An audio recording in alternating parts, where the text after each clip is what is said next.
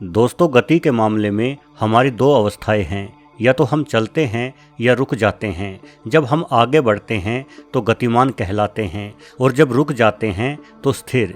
लेकिन क्या कभी सही मायने में हम स्थिर हो पाते हैं? शायद कभी नहीं। जरा अपने आसपास देखो, अभी आप कहाँ हो? आप कहेंगे कि आप अपने कमरे के अंदर हाथ में मोबाइल पकड़े हुए बैठे हैं, किंतु आपका कमरा कहाँ है?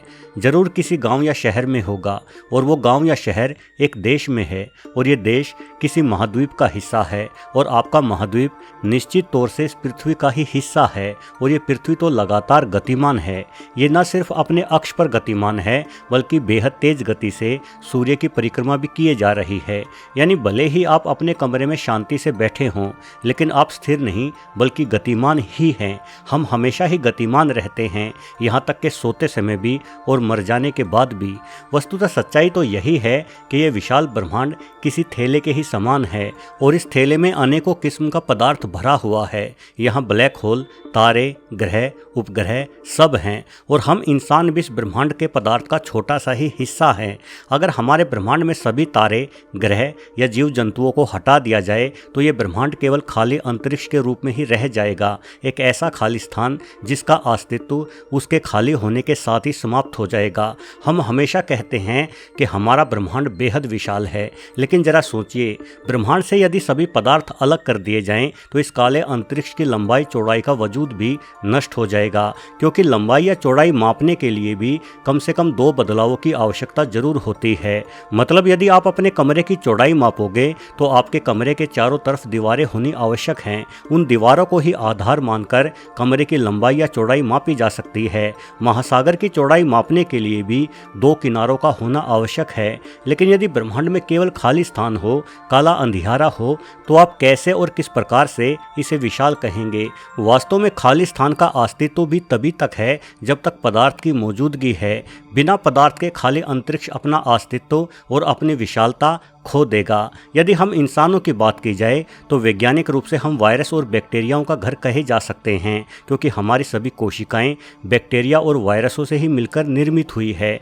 जब तक हमारे अंदर ये सूक्ष्म जीव है तभी तक हमारा अस्तित्व है। मुझे लगता है कि हम भी एक पदार्थ के रूप में अपने ब्रह्मांड के लिए किसी सूक्ष्म जीव की ही भूमिका निभा रहे हैं। हम और हमारा ये ग्रह और इस अंतरिक्ष में फैला सारा पदार्थ ही इस ब्रह्मांड का वजूद बनाए हुए है। शायद ये ब्रह्मांड हमारे कारण जिंदा भी है।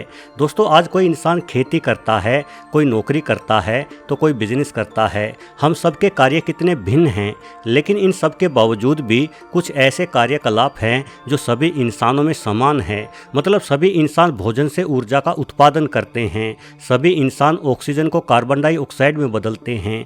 हमारी सांस लेने की घटना हमारे वायुमंडल से एवं हमारा वायुमंडल हमारी पृथ्वी से जुड़ा हुआ है, और हमारी पृथ्वी इस ब्रह्मांड से जुड़ी है। हम किसी न किसी रूप में इस ब्रह्मांड के लिए उतना ही महत्वपूर्ण हैं जितना हमारे लिए हमारे शरीर के भीतर बैठे बैक्टीरिया। लेकिन हम इतने छोटे हैं कि शायद हम अपनी भूमिका को समझ नहीं पा रहे। ठीक वैसे ही जैसे हमारे शरीर के अंदर मौजूद सूक्ष्म जीवों को भी ये नहीं पता कि वो हमारे लिए कितने महत्वपूर्ण हैं।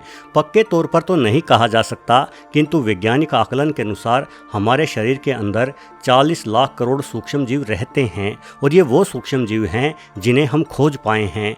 वास्तव में हम अपने शरीर के बारे में सब कुछ नहीं जानते। हमारे अंदर मौजूद सूक्ष्म जीवों की संख्या इससे करोड़ों गुना अधिक भी हो सकती है। इस तरह से देखा जाए तो हम खुद ही एक चलता फिरता ब्रह्मांड हैं। हो सकता है हमारी तर्जनी उंगली में रहता कोई सूक्ष्म जीव अंगूठे तक पहुंचने का ख्वाब संजोए बैठा हो, जैसे हम मंगल ग्रह पर जाने का ख्वाब सजाए बैठे हैं। हमारे भीतर लाखों प्रेम कहानियां भी चल रही होगी, लड़ाइयाँ भी हो रही होंगी। ये सोचना सच में बड़ा अजीब है कि इस ब्रह्मांड के सामने हम बहुत सूक्ष्म हैं, जबकि हमारे शरीर के अंदर रहते सूक्ष्म जीवों के सामने हम खुद ही ब्रह्मांड हैं। कहते हैं ब्रह्मांड लगातार फैल रहा है। हमारा शरीर भी तो ठीक वैसे ही बचपन से लेकर जवानी तक फैलता ही है, फिर इसका फैलाव रुक जाता है और अंत में मौत के साथ शरीर नष्ट हो जाता है। शायद हमारा ब्रह्मांड अभी जवान नहीं हुआ है, इसलिए ये अभी भी फैल रहा है।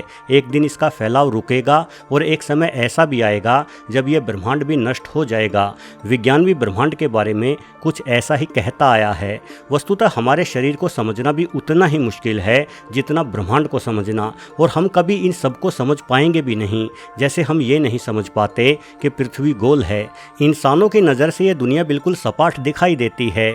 हम इंसान इस दुनिया को 3 डायमेंशन में देखते हैं, ऊंचाई, लंबाई और चौड़ाई। यानी जब हम किसी वस्तु को देखते हैं तो हम लंबाई, चौड़ाई और ऊंचाई देखकर ही उस वस्तु की विशालता को समझ पाते हैं। देखने का ये नज़रिया हमारे लिए तो सही है, परंतु इस ब्रह्मांड को देखने के लिए यह नज़रिया सही नहीं है। जहां आप खड़े हो वहां से सिर्फ 5 किलोमीटर दूरी से ही क्षितिज शुरू हो जाता है। क्षितिज वो स्थान होता है जहां से हमें आसमान झुका हुआ दिखता है।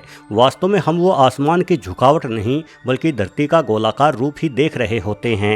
यदि आप किसी समुद्र के किनारे खड़े होकर देखोगे तो क्षितिज को ज़्यादा बेहतर तरीके से समझ सकते हो। दोस्तों चलिए अब मैं आपको एक और रोचक तथ्य बताता हूँ। हमारी पृथ्वी सूर्य की परिक्रमा करती है, लेकिन ये गोलाकार नहीं बल्कि अंडाकार पथ पर सूर्य का चक्कर लगा रही है, और ये अंडाकार कक्षा भी हर 1 लाख सालों में बदलती रहती है। अगर आप सूर्य के चारों ओर घूमती पृथ्वी के पथ का लाखों सालों का चित्र बनाओगे तो आपको बेहद ही खूबसूरत जालनुमा चित्र मिलेगा। पृथ्वी चंद्रमा को भी अपने साथ लेकर सूर्य की परिक्रमा कर रही है, क्योंकि चंद्रमा भी पृथ्वी के गुरुत्वाकर्षण बल से प्रभावित होकर पृथ्वी के चक्कर लगा रहा है। अब खास बात यह है कि सिर्फ चंद्रमा ही नहीं बल्कि पृथ्वी भी चंद्रमा के गुरुत्वाकर्षण बल से प्रभावित है। इसलिए जैसे जैसे चंद्रमा पृथ्वी के चारों ओर घूमता है वैसे वैसे पृथ्वी भी अपनी कक्षा पर डगमगाती रहती है, और ये डगमगाहट सूर्य की परिक्रमा के पथ पर आगे बढ़ते समय और भी रोचक दिखती होगी। वास्तव में पृथ्वी किसी शराबी की तरह ही लहराती हुई सूर्य के चारों ओर घूमती है। अगर हम अपने पूरे सौरमंडल में देखें तो हमारे सौरमंडल के किसी भी ग्रह का परिक्रमा पथ एक समान नहीं है। हमारा सूर्य भी हमारे सौरमंडल के तमाम ग्रहों के गुरुत्वाकर्षण बल के प्रभाव के कारण इसी तरह से लहराता हुआ ही हमारी आकाशगंगा में आगे बढ़ा जा रहा है, और सूर्य के साथ में ही लहराता चल रहा है हमारा पूरा सौरमंडल। हमारा सूर्य अपने सौरमंडल सहित हमारी आकाशगंगा का एक चक्र 23 करोड़ सालों में पूरा करता है, और हमारा सौरमंडल हमारी आकाशगंगा की सतह से सीधी रेखा में नहीं है बल्कि हमारी आकाशगंगा की सतह से कुछ इस तरह से उठा हुआ है। यदि आप ब्रह्मांड के किसी दूर के कोने से अपने पूरे सौरमंडल को आकाशगंगा की परिक्रमा करते देख पाए तो आपको हमारे सभी ग्रह लहराते हुए ही नहीं बल्कि मेंढक की तरह फुदककर आगे बढ़ते हुए दिखाई देंगे। हमारी आकाशगंगा के अन्य सितारे भी हमारे सौरमंडल को लगातार अपनी ओर खींचते रहते हैं, जिस वजह से हमारा पूरा सौरमंडल कभी लाखों प्रकाश वर्ष ऊपर की ओर चला जाता है तो कभी लाखों प्रकाश वर्ष नीचे की ओर। यानी हम सब लहराते, फुदकते और मदमस्त अंदाज में आगे बढ़े जा रहे हैं, जबकि हमें ऐसा कुछ भी एहसास ही नहीं होता, बल्कि हमें लगता है कि हम तो आराम से बैठे हुए हैं। ये काफ़ी रोचक बात है। दोस्तों सच्चाई तो ये है कि हमारा पूरा ब्रह्मांड, पूरा सौरमंडल और पृथ्वी, यहाँ तक कि हम सबका शरीर हद से ज़्यादा जटिल है। इतना जटिल कि इन सबको हम समझ नहीं सकते, बल्कि इन पर सिर्फ हैरान ही हो सकते हैं। लेकिन सबसे अच्छी बात यह है कि हम इस ब्रह्मांड के सबसे अच्छे कोने में निवास कर रहे हैं। पृथ्वी निश्चित तौर पर इस ब्रह्मांड के सर्वश्रेष्ठ ग्रहों में से एक है, तभी यहाँ इतना जटिल जीवन बन पाया है। ऐसा जीवन जो अपने शरीर के साथ साथ ब्रह्मांड के बारे में जानने की कोशिशें भी कर रहा है। इंसानों जितना जटिल जीवन पता नहीं ब्रह्मांड में कहीं होगा भी या नहीं। वीडियो देखने के लिए आपका बहुत बहुत धन्यवाद।